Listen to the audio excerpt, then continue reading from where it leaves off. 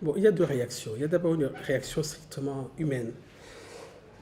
Hassan Wakuki, c'est un jeune papa de deux petites filles. D'ailleurs, une des gamines est née au moment où Hassan était déjà en prison. Donc, sur un plan strictement humain, c'est la stupeur.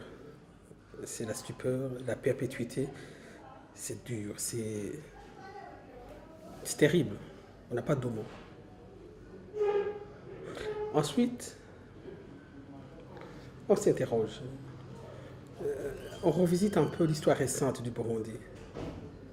Et on se rend compte que ceux qui sont au pouvoir aujourd'hui, quand ils étaient encore dans le maquis, ce sont les journalistes, c'est nous qui ayons les voir pour qu'ils expliquent pourquoi ils ont pris les armes. Parce que nous, on se disait, des gens, des Burundais, des compatriotes qui vont prendre les armes pour se battre contre un pouvoir, un régime, c'est qu'ils ont des raisons. On ne prend pas les armes à la légère. On n'expose pas sa vie à la légère. Et les médias burundais ont toujours été les voir. On se souviendra de Laurent Daihurume qui travaille à la BBC, qui est allé voir Gwassa. C'est pour vous montrer que ce n'est pas une spécificité burundaise, mais les médias sérieux vont chercher l'information là où elle est. Et pour nous, c'était même encore plus, si nous voulions vraiment avancer dans le processus de paix, il fallait que ceux qui se battent disent pourquoi ils se battent. Puisque le pouvoir en place les appelait des tribalo-génocidaires. Alors, nous sommes allés les voir plusieurs fois. Alexis Ndouidje, à l'époque, qui était à la RP, est allé les voir plusieurs fois. Dans les années 2003-2004, moi j'étais à cette époque en Belgique, à Bruxelles. Je travaillais à Bruxelles et je sais que plusieurs fois, on a rencontré des émissaires du CNDD-FDD qui venaient expliquer à des médias belges, à des médias étrangers, le sens de leur combat. Mais alors, pourquoi on ne lui a pas fait un procès juste, équitable?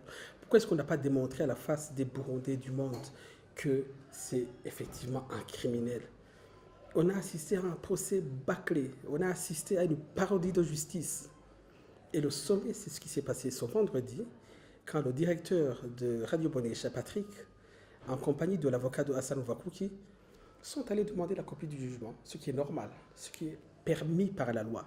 Et au moment de payer, il y a le président du tribunal de grande instance, Albert Ndouimana, qui entre et qui dit « ce document ne sort pas ».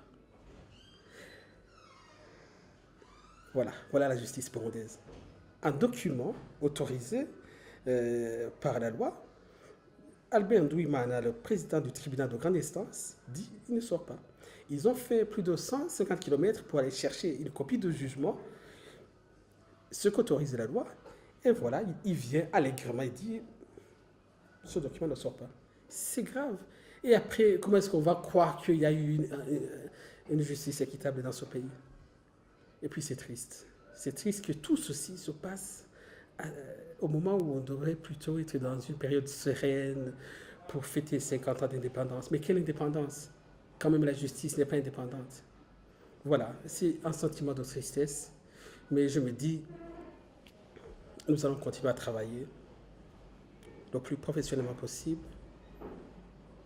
Advienne que pourra, c'est peut-être le prix de l'indépendance.